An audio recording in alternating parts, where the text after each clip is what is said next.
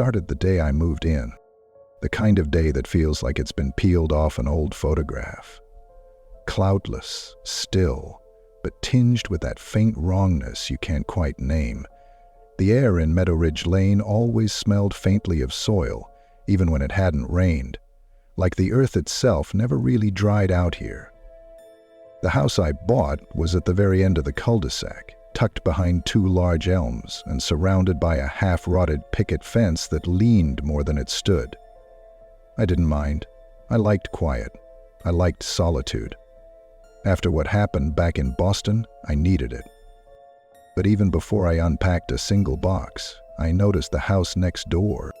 It wasn't remarkable in structure, just another sagging two-story colonial with peeling blue paint and shuttered windows. But the curtains on the second floor were canary yellow. Clean, crisp, new, too new. They were the only part of the house that looked like someone gave a damn. That contrast was jarring. It was like putting fresh flowers on a corpse. And someone was always watching from behind them. I first saw the silhouette that evening. I was sitting on the floor with a lukewarm pizza and a bottle of cheap red, letting the static silence of my new living room settle around me when I caught it. Movement in the corner of my eye. The figure didn't move, just stood there, behind the curtain, perfectly still. I told myself it was nothing, just a neighbor curious about the new guy. But something about how still they were, it felt calculated, like they were measuring me. I didn't sleep much that night. The next morning, I met Martha. She was a plump woman in her 60s with hair the color of dryer lint and a voice like crushed gravel. She showed up at my doorstep holding a tray of lemon bars and talking so fast it took me a minute to realize she was warning me. "You're in Alan's old house. Poor man passed in his sleep. Heart gave out, they said, but if you ask me, it wasn't natural. Too young, too healthy." I nodded, awkwardly holding the tray between us. "Thanks for the bars." She leaned in slightly. "You watch out for that place next door. 406. Something wrong in there. Always has been." I glanced over her shoulder at the house with the yellow curtains. "Who lives there?" I asked. "No one you want to meet." And with that she turned and walked off. 3 nights later, I woke up to the sound of scratching. It came from the wall behind my bed. At first, it was faint, like nails brushing wallpaper. But it grew louder, clawing, desperate. I sat up, heart pounding in my throat. My bed was pushed against the wall I shared with the adjacent house, 406. I pressed my ear to the dry wall. Nothing. I didn't sleep after that. The next day, I walked over. The house looked even worse up close. The paint had blistered off in places, exposing soft, swollen wood beneath.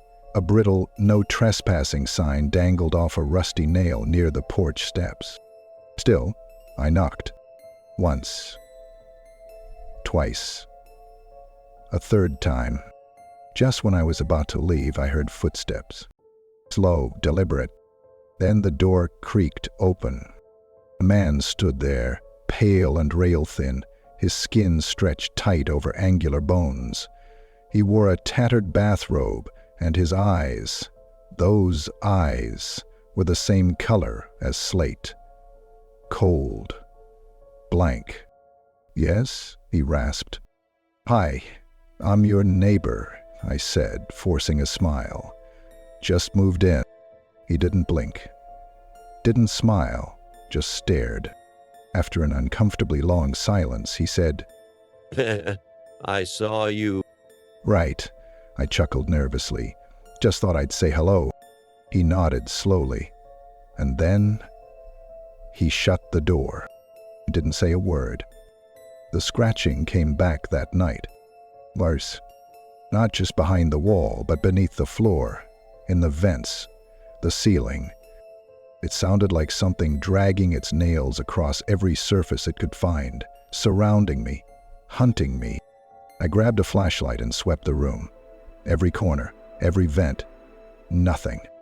But just as I turned to go back to bed, I noticed something outside the window. A smear. I stepped closer. My breath caught in my throat. It was a handprint on the inside of the glass. The next morning, I marched back to 406. I was done being polite. No one answered the door this time. I knocked harder. Nothing. I peered through a crack in the boarded-up side window. The living room was covered in dust and cobwebs, furniture draped in yellowing sheets. No signs of life, none. But the yellow curtains upstairs still fluttered gently in the breeze, even though all the windows were shut. That night I set up a camera.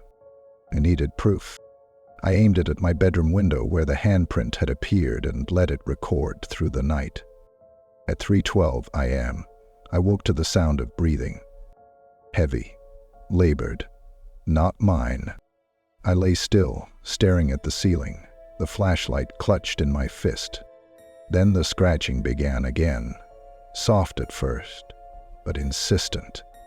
It moved from the wall to the ceiling above me, then to the closet door. I shot up and yanked it open. But the smell, like mildew and copper, was overwhelming. I didn't sleep again. When I reviewed the footage the next morning, my stomach turned.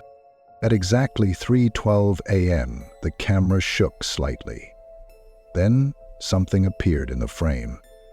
Just for a few seconds. Figure, pale, barefoot, staring in from outside. Only, I live on the second floor. I needed answers. So I went back to Martha. When she opened the door, her face went pale. You've been talking to him, haven't you? I nodded. She pulled me inside so fast I nearly tripped. The house has been empty since the fire? Since Lorraine? I frowned. What fire? She shut all the blinds, drew the curtains, and lit a candle, like she was preparing for a seance. 17 years ago, a woman named Lorraine lived there with her son, Owen.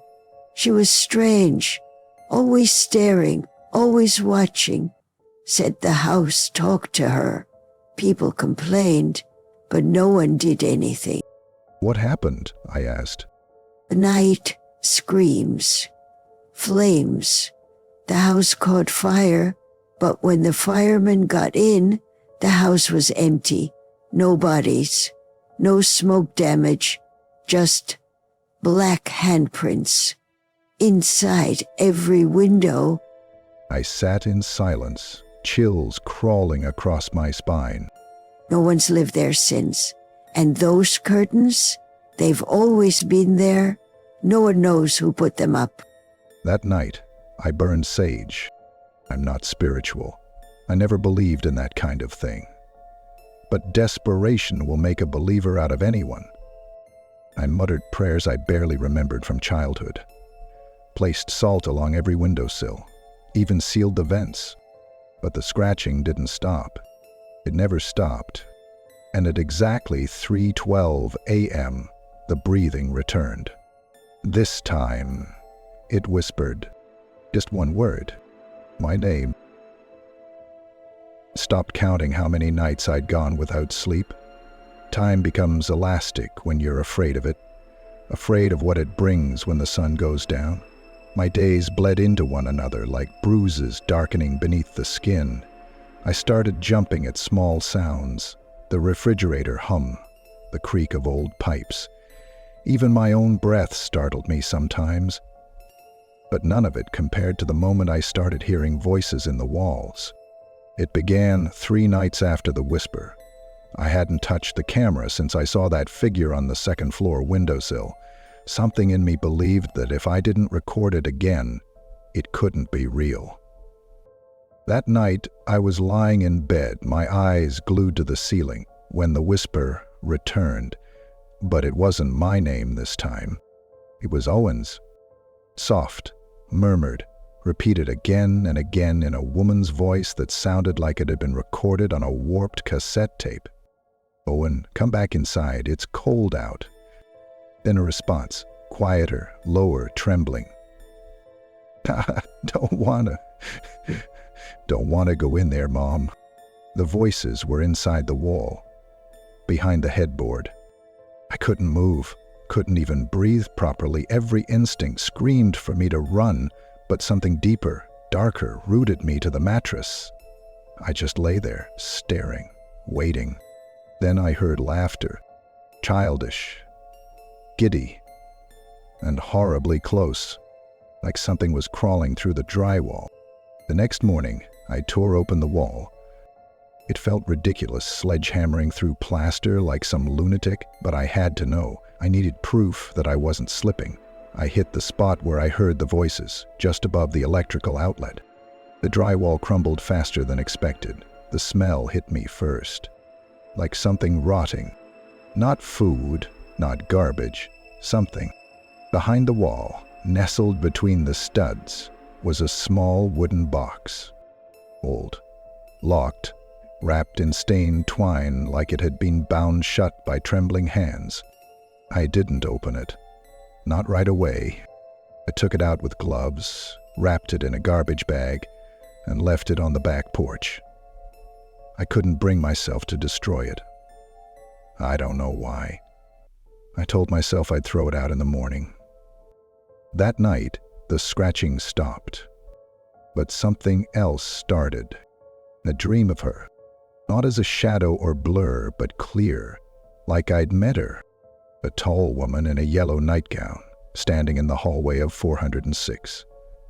Her face was long and thin, her mouth just a little too wide, and her eyes, they were wrong. Not hollow, not empty, just off. Like they were borrowed. She didn't speak, but her lips moved in the dream. I couldn't hear the words, but I felt them. You took my son. I woke to a shattering sound. The box on the back porch had exploded. Literally burst open.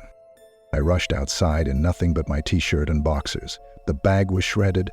The box was split down the middle as if something inside had forced its way out. But what scared me most was what I saw lying on the wooden slats of the porch. A child's tooth. Small, yellowed, and still smeared with dry blood. I went to the police the next day.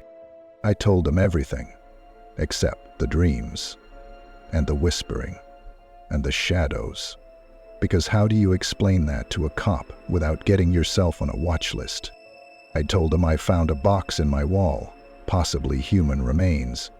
They came by, took photos, collected the tooth, and said they'd get back to me. They never did. But that night, something knocked on my bedroom window. 3 slow taps. Deliberate. Measured. I live on the 2nd floor. I didn't look. I buried my face in the pillow and repeated my name like a mantra, over and over, as if I could hold on to myself by saying it enough times. The next morning, I found 3 streaks across the outside of the glass, like someone had dragged their fingers through the condensation. I started researching Lorraine and Owen. Old newspaper archives, local blogs, church newsletters. I found exactly one mention, a church bulletin from 2008, a single sentence in a memorial section. Please pray for the souls of Lorraine Harper and her beloved son Owen, who were lost in the Meadow Ridge fire on October 11, 2006. Lost. Not killed. Not burned. Lost. The more I dug, the less I found. There was no death certificate, no record of a burial, nothing that suggested a funeral ever took place. It was like the town just agreed to forget them. But people don't disappear like that, not without a reason. So I did the stupidest thing I've ever done. I broke into 406. It was just after midnight. I waited for the neighborhood to fall silent, then climbed over the rusted fence with bolt cutters tucked into my hoodie. I didn't bother with the front door this time. I pried open a window at the side, the same one I'd peeked through weeks earlier. The air inside was thick and motionless, like stepping into an attic that hadn't been opened in years. My flashlight barely cut through the dark. The living room was coated in a film of dust so thick it softened the outlines of everything. Couches, chairs, picture frames, like a dream losing shape. I moved slowly. Every step felt like a sin. There were no footprints in the dust, except mine. I crept toward the staircase, bean trembling in my hand. The second floor loomed like a mouth, open, expectant. And at the top of the stairs, the yellow curtains glowed in the moonlight. But they were moving, even though the windows were closed. That's when I heard it again. Owen. This time, it came from behind me. Turned and ran. I don't remember the stairs. I barely remember landing in the dirt outside, palms skinned and knees throbbing. But I do remember the sound. As I climbed over the fence, the front door of 406 creaked open behind me, and I heard the voice, clear as glass, just once more. "Don't leave, he's still in there." The next day, Martha came by. She didn't knock. She just stood outside the gate, arms folded, like a sentry. When I opened the door, she said, "You've stirred it up." I didn't pretend not to know what she meant. She walked inside and sat down at the kitchen table like she'd lived there all her life. Loren was a spiritualist, medium, talked to things, claimed the house was a beacon, said Owen was special, sensitive. I sat across from her, the space between us thick with unspoken fear. She locked him in the crawl space when he started fighting back, Martha whispered. told people he ran away, but he never did. What happened to her? Emily says she vanished in the fire, but some people say she became the house. I didn't laugh. I couldn't. Whatever's in 406, it doesn't want you gone. It wants you inside. She said, rising slowly. That night, I set up every light in the house. Kitchen, hallways, bathroom. I even turned on the TV for background noise, anything to hold back the dark. But just before 3:12 a.m. the power went out. Not just mine, the whole street. And from the far side of the wall, the whisper came again. But this time, it was my voice, repeating my name, calling me home. It rained for 3 straight days. The kind of rain that doesn't fall so much as it seeps into the soil, into your bones, into the hollows of your house. Everything became damp, slick, and heavy. My clothes smelled of mildew even when freshly laundered. Mold started creeping in at the corners of the windows, and the house sighed and groaned with every passing hour, like it was remembering something. And during those 3 days, I never saw the man from 406 again. Not in the window, not at the door, not even the silhouette behind the yellow curtains. But I kept hearing my voice in the walls, sometimes whispering, sometimes laughing, always calling. At first I thought I was losing it. I took recordings, wrote down the times, tried to make it scientific, tried to make it make sense. But then, on the 3rd night, just after 3:12, I heard something new. The sound of chains dragging beneath my floorboards. By morning, I knew what I had to do. There was one place I hadn't looked, one place I had been deliberately avoiding since the first night I moved in. The crawl space. I didn't even like walking over the trap door in the laundry room. It was always cold around that part of the house, even when the heater was on.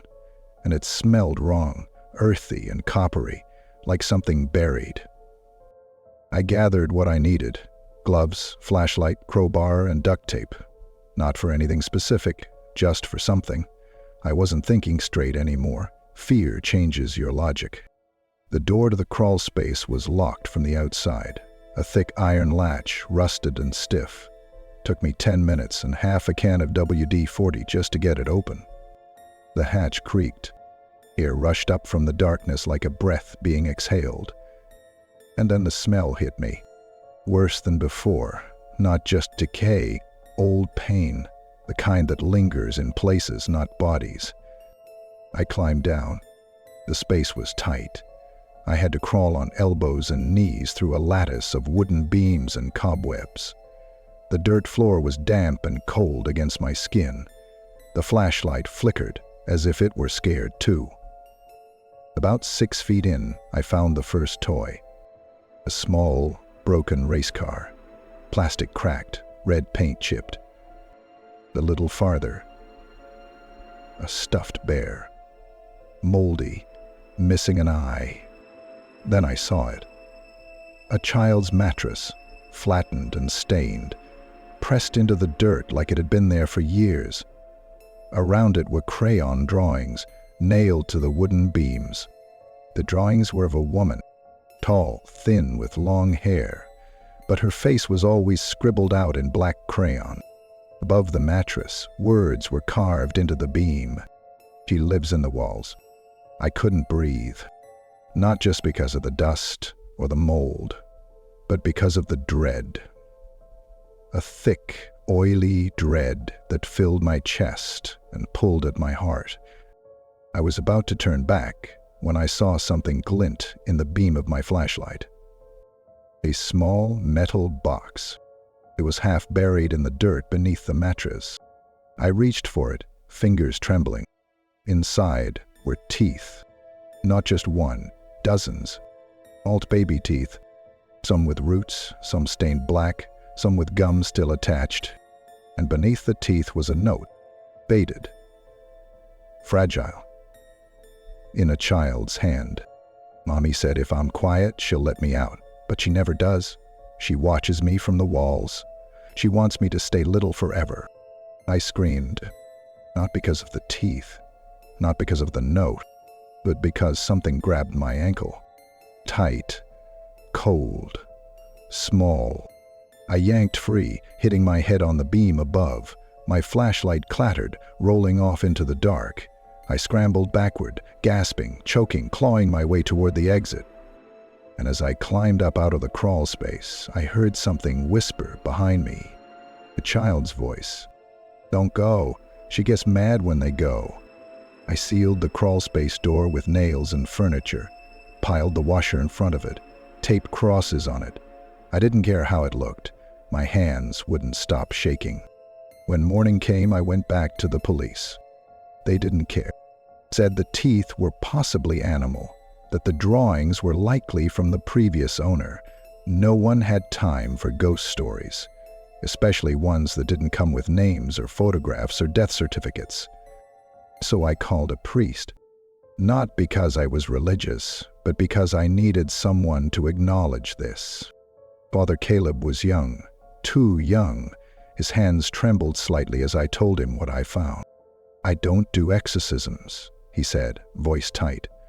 "That's not what this is." I nodded. "I don't care. Just bless the house. Say whatever you can." He did. He walked through each room, murmuring Latin phrases under his breath, splashing holy water with a small silver cross. But when he got to the cross space, he stopped. "What is this?" "I told you." He touched the wood, then flinched. "It's not empty." Then, without another word, he turned and left. Didn't say goodbye. Didn't bless the rest of the house. He never returned my calls. That night, I had the dream again, but it was different this time. It wasn't the woman standing in the hallway. It was O'Rain. He was sitting cross-legged on the mattress in the crawl space, humming to himself, tearing at something in his lap. When I stepped closer, I saw what it was. A rat, alive, struggling, and Owen was pulling out its teeth. One by one, he looked up at me, his face blank. She makes me. She says if I give her teeth, she'll love me." Then he held one out to me. A rat tooth, bloody and broken. "For you," he whispered, "so you can stay too." I woke up screaming. I called Martha, told her everything, begged her to tell me what to do. She didn't speak for a long time. Then she said, "You need to give her something." What? She's old, older than the house. The land remembers her. She fed on suffering, on youth. That boy was hers, body and soul. You stole from her. She thinks you're hiding him. I wanted to scream. I didn't steal anyone. But I knew she wouldn't listen. She's looking for a replacement. Martha whispered. My voice cracked. Then what do I do? You leave. And if I don't? She'll take you, or worse, she'll make you like her. I packed that night. Boxes, bags, I didn't care what I left behind. Let it rot, let it burn. But just as I grabbed my car keys, I heard it. From upstairs. My voice, calling my name, begging me to come up. And then, silence. Until I heard a second voice, whispering from behind the crawlspace wall, "She knows you're leaving." I should have left that night. Every cell in my body told me to. My bags were packed, the car was fueled, the storm had passed, and the sky was finally clear. But something stopped me at the door. It wasn't fear. It was curiosity.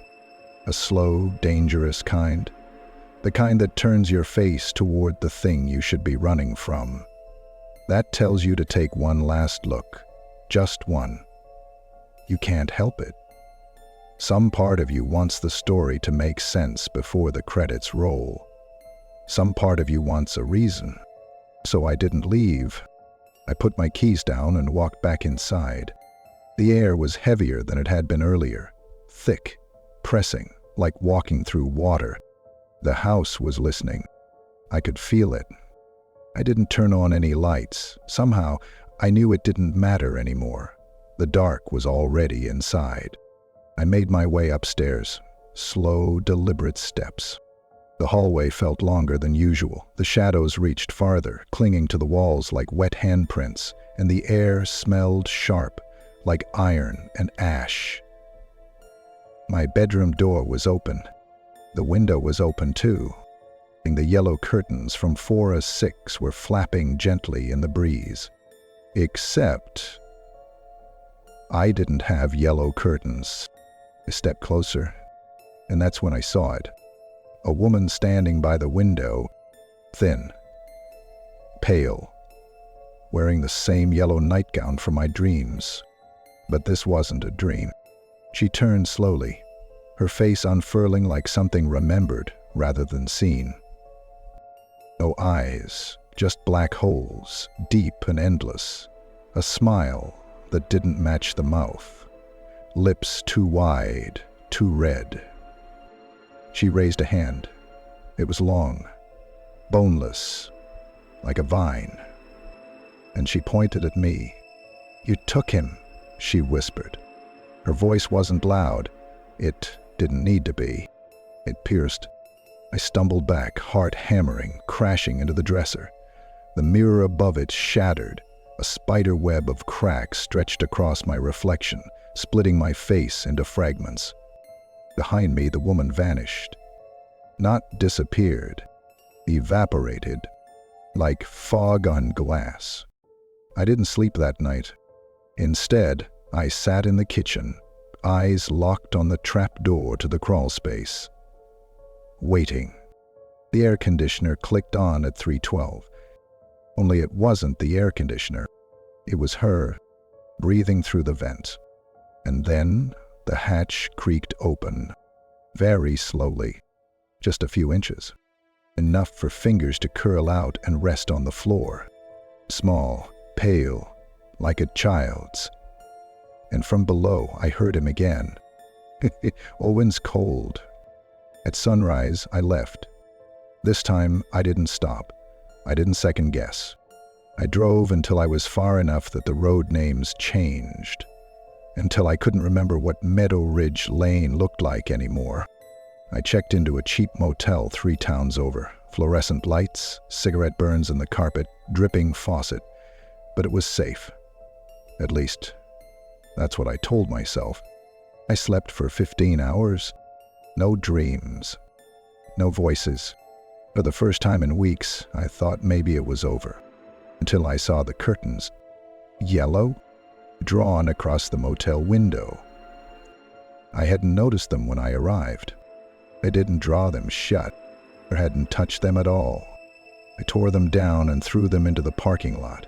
I stayed up all night with a chair propped under the doorknob and the motel Bible clutched to my chest like a talisman. I left the next morning, up back to the house, back to Martha. She looked worse than before. Paler, thinner, like something had been gnawing on her spirit. She opened the door, saw my face, and said, He's followed you. I left, Martha. But she doesn't care about places. She's bound to you now. You let her in. You heard her, saw her. That's all it takes. I sat on her dusty floral couch and buried my face in my hands. What do I do? Martha sat beside me, bones creaking. You finish what she started. I looked up. You find Owen. I didn't want to. Every part of me recoiled at the idea of going back. But she was right. If I ever wanted peace, I had to finish it. I had to find Owen, because the house was never haunted. It was hungry, and I was the next meal. I returned that night. 406 looked different. The paint was darker. The porch sagged lower. The curtains were gone. The house had aged. But I didn't hesitate. Not this time. I went in through the front door. It opened like it had been waiting. Inside, the air was warm. Breathing. I walked through the rooms with my flashlight, retracing my steps. The couch was still draped. The photos were gone. No shadows moved. No voices called out. But there was a smell. New this time. Earth, deep and wet. I followed it. To the hallway. To the base of the stairs. Into the basement door. Or sleepy dog. I hadn't even known there was a basement. The stairs creaked underfoot as I descended. The flashlight flickered. I held my breath the whole way down. The air down there was thick, almost gelatinous. My legs trembled as I pushed forward, step by careful step. And there he was, sitting in the far corner, cross-legged in the dirt. Owen. He looked up at me, but he didn't seem surprised. You're late, he said. His voice was too calm, too clear. I knelt slowly. I'm sorry. She doesn't like when people are late. He looked down at his lap. He was holding a jawbone. Not his own. Not a toy. And beside him a figure stirred. Long arms, yellow dress, eyes like sinkholes. She found me again, he whispered. And then I realized he hadn't aged. Not one day. She'd been here this whole time. Waiting. I stood, slowly. She won't let you leave, will she? I said. He didn't answer. The woman stepped closer, her mouth open. But this time, she didn't speak. She screamed. A sound so sharp it cracked the basement windows and made my knees give out. I covered my ears, screamed back, begged for it to stop. And when I looked up, she was inside Owen, like smoke being pulled into lungs. Eric collapsed, motionless, then slowly lifted his head. But it wasn't him anymore. He smiled. With her smile. Found you, he whispered. I don't remember driving home. I remember the scream, piercing, eternal, but after that, it's a blur, like waking from anesthesia. Gaps in time. Lights that flickered and bent around corners that shouldn't have existed. Somewhere between the basement and the driver's seat, I lost something I haven't gotten back since. Maybe part of my mind, maybe part of my soul. All I know is, when I opened the door to my house, she was already there. Not standing in the hallway or floating above the bed, but at the walls, inside the corners of the ceiling, watching through things without eyes. The lights never worked again. I replaced the bulbs, the breakers, even hired an electrician who swore up and down everything was fine. But they'd always flicker when I was alone, dim just slightly when I passed under them, then pulse, like a heartbeat. I tried to ignore it. I tried to go back to living, cooking, reading, breathing like a normal human being, but everything was off. The taps ran red for half a second before turning clear. The TV turned itself on at exactly 3:12 each night, playing static, humming lullabies in between the noise. And the crawl space stayed open, even after I nailed it shut, screwed it, welded a steel plate over it. Open every morning, wide like a mouth. One morning I woke up with dirt in my bed. Black, wet, smelling of rust and worms. Not a little, a pile of it, right where my feet had been. The sheets were torn, as if something had crawled out from under them. I started hearing Owen's voice outside the house now, in the trees, behind parked cars, in reflections.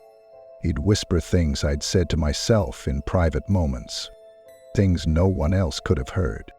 I once said aloud, standing alone in the shower, "Maybe I'll just end it." The next day, carved into the fogged-up mirror, "She'll still keep you." I stopped sleeping altogether.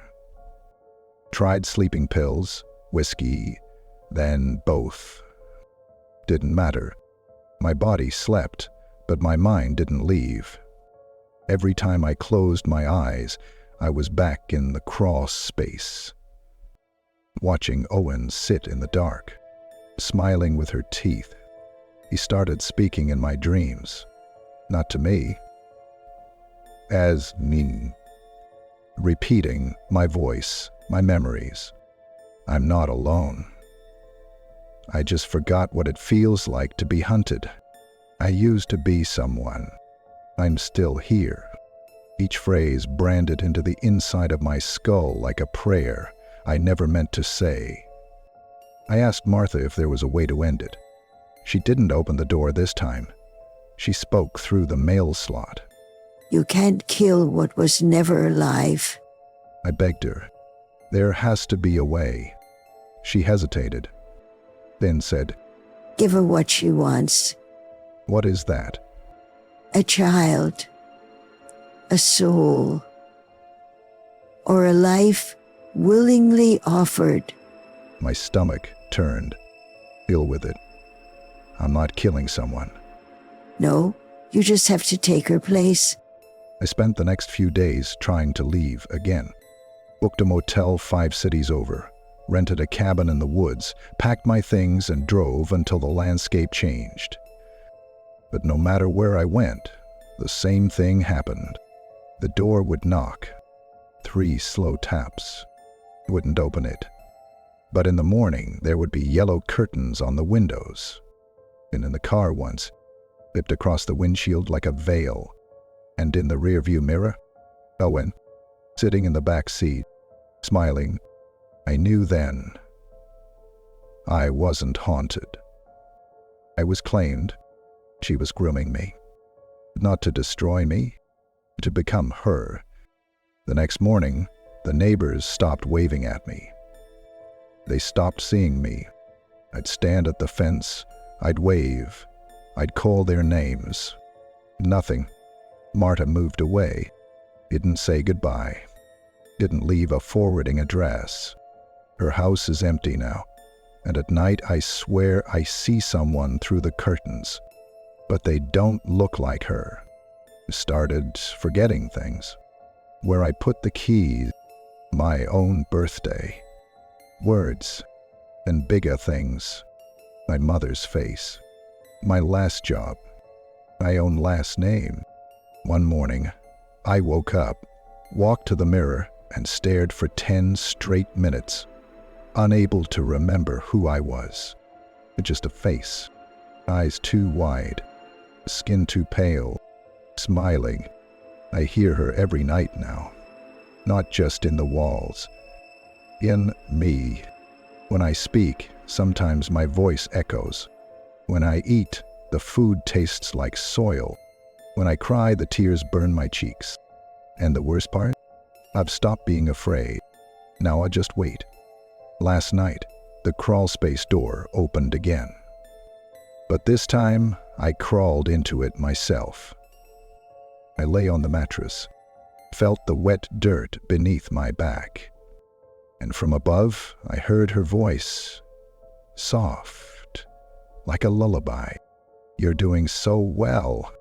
Then Owen leaned in beside me. He didn't look like a boy anymore. He looked like a mirror, and I saw myself, not as I am, but as I will be. Eyes dark, smile too wide, and a yellow nightgown wrapped around me like a second skin. I woke in my bed, but my hands were covered in dirt. My teeth were loose, and the curtains, they were yellow now. I stopped going outside, not out of fear, because I no longer saw a reason. The sky had changed.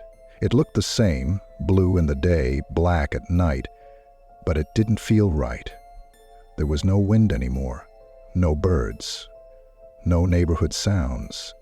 Even when cars passed by, they didn't make noise, just motion, just shadows. I would watch them from behind the curtains. The yellow curtains. They weren't something I installed. I don't even remember buying them. One morning they were just there, drawn shut and warm. They felt like skin when I touched them. I rarely use the front door now. It was still there, still unlocked, still opened like any door should. But when I stood on the threshold, I'd feel something pull at me. A weight, a tension, as if the house itself had attached invisible wires to my spine. And if I ever left again, it would rip me back in. So I stayed. I ate less, slept more, dreamed constantly. Except, I don't think I was dreaming anymore. Not really. The dreams became memories. Not mine. Hers. Watched as Lorraine, long before the fire, long before the madness, moved into 406 with Owen, a single mother, barely 30, smiling, hopeful, calling it a new beginning. I watched her set up a small altar in the basement, candles, bones, a book with no title. She wasn't a monster then, she was just afraid. She'd been hearing things she thought came from God, but they weren't divine. They were hungry. The house had spoken to her first, just as it did to me. It told her she was chosen, that Owen was a vessel, that pain was currency, that love, when twisted, could become a sacrament. She believed it. She broke slowly, like wet paper left out in the sun. She started feeding the house little things, trinkets, teeth, photographs of old friends she no longer spoke to. And when that wasn't enough, she gave it Owen. I saw the night of the fire, but it wasn't fire. Not really. It was her final offering, a ritual, sealed in ash and breath and blackened mirrors. She burned herself, and in doing so became part of the house. Not dead, not alive, just echoed, folded into the walls like a terrible hymn. She didn't vanish. She became real. The house was no longer wooden nails. It was her body now. And Owen? Owen was the heart. I woke from those memories choking on smoke. But there was no fire, only dust, so thick it covered everything in my bedroom like snow. Old, heavy, carrying the scent of rot and dried blood. I left footprints on the floor as I walked, and I heard my name being whispered from behind the drywall. Only it wasn't me they were calling. It was her name, Lorraine. I tried to claw my way out that day, tore down the curtains, smashed through the kitchen window, ran barefoot into the street. but there was nothing on the other side. Just black. Not night. Not fog. Just void. Like the world beyond my house had been erased. Like I'd fallen off the edge of the map. I turned around and saw 406. Right next to my house. Even though it should have been across the street. It was always next to me now. Like it was inside me. I re-entered the house through the back door, sobbing. But there was no back door anymore. Only stairs leading down. Into a basement that didn't exist yesterday. The walls pulsed as I descended. And the smell, it wasn't mold.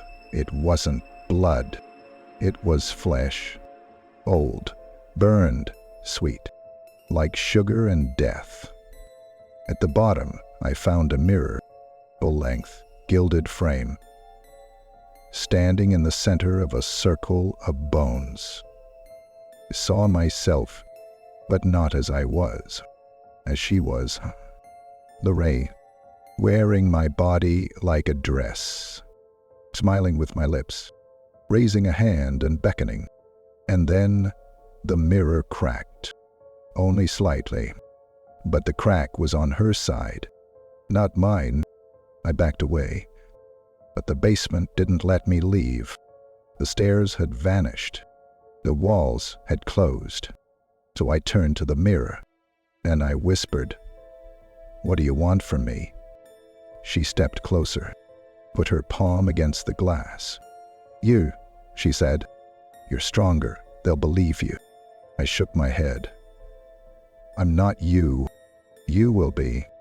And then, behind her in the mirror, I saw Owen, still a child, still cross-legged, still holding their jawbone. But now he was smiling at me, like we were family. The mirror shattered. Glass flew outward, not inward, cut into my skin, my arms, my neck. But there was no blood, just ash. Gray, soft, floating into the air like memory. And when I looked down, there was a dress at my feet. Yellow. Folding. Waiting. I left the basement. Back into a house I didn't recognize. All the furniture was gone. The wallpaper was peeling. The wood was black and slick. I walked to the bedroom. The curtains had returned, drawn tight. The bed was made. The air was still, and someone was knocking at the door. 3 slow taps. I didn't answer. I knew who it was. A young man, new to the neighborhood, moving in next door, curious, friendly, and behind him, somewhere in the trees, was her. The next one. The next chapter. The house wanted me now. And I was ready. That night, I stood at the second floor window, behind the yellow curtains, watching, smiling, becoming. The boy next door moved in a week ago. I know his name, though we've never met. He lay, young, maybe 23, the kind of youth that still carries hope like an umbrella, useful in theory, oblivious to the storm. I've watched him from behind the curtains each night as he fumbles with boxes, drags furniture, takes late phone calls with someone he's not yet ready to lose. And I feel something I haven't felt in a long time. Hunger, but not mine. Hers. The house. It wants him. The same way it wanted me, the same way it took me. I don't sleep anymore. Not because I can't, because I'm not allowed. I sit in the attic now, just above the crawl space, listening to the wood groan beneath me like a body shifting in a shallow grave. The attic used to be empty. Now it's filled with objects, toys, shoes, photographs, all of them not mine, all of them carefully placed in a circle, an altar built from the forgotten. At the center is a chair, old, wooden, child-sized. Each night it turns to face me, and each morning it's empty again. Ilea hasn't seen me yet, but he feels me. I've seen the way he lingers at his bedroom window at night, peering into the dark between our houses, eyes narrowed, spine tight. I've seen the way he looks at 406. He senses the pull. It is starting. 2 days ago, I found a photograph on my doorstep. No envelope, just the photo. It showed a woman I didn't recognize at first. But the longer I looked, the more I saw myself in her. The tilt of the chin, the shape of the eyes, the ghost of a smile that didn't mean safety. On the back, in neat cursive, she began with kindness. So will you. That night, the mirror reassembled itself. Shards of glass rising from the dirt floor like teeth, sealing back together, silently. Now it hangs in the hallway outside my bedroom. Each time I pass, I see her, Lorraine, watching through my face, wearing me like a favorite coat. And behind her, Owen, smiling, always smiling. I tried to leave one last time, not because I thought I could escape, but because I wanted to feel what it was like to resist. I packed a bag with only essentials, crossed the living room, opened the front door, and stepped out into nothing. No sky, no earth, no sound, just space, a gray stillness without end. I turned back. The house was gone, but I was still inside it. I screamed for hours. It didn't echo. My voice just unraveled in the quiet, thread by thread, until I wasn't sure I'd made any sound at all. Then I saw her, standing across from me. Lorraine. She held out her hand. I didn't take it, but I didn't walk away either. When I opened my eyes, I was in the crawlspace, not lying down, buried, just beneath the surface, covered in a thin layer of dirt-like skin. And Owen was above me, digging, softly, giggling. I found you, he said. Then he whispered in my ear, now you dig. Since then, I haven't left the house. I've stopped pretending to be human. I move in the walls. I breathe through the vents. I whisper behind mirrors. I open doors before people knock. And sometimes, late at night, I feel the boy next door listening. His breath faltering, his footsteps pausing. He hears me, calling his name, not shouting, just whispering, like I'm afraid of waking something deeper. Tonight, he walked to 406, stood on the porch, looked up at the second-story window, where I stood, behind the yellow curtains. He waved. I didn't wave back. I just smiled, because now I know what Lorraine felt. The fullness of it. The rightness, when the next soul leans toward the hunger instead of away from it. When the house welcomes someone new. Downstairs, the door just creaked open. Not all the way, just enough to let him choose. He hasn't stepped inside yet, but he will. He always will, because the house is patient. I have become its voice, its warmth, its guide. I hear his first step now. The floor sighs beneath him. He's inside. The air stills. The curtains draw themselves shut, and I whisper, "Welcome home."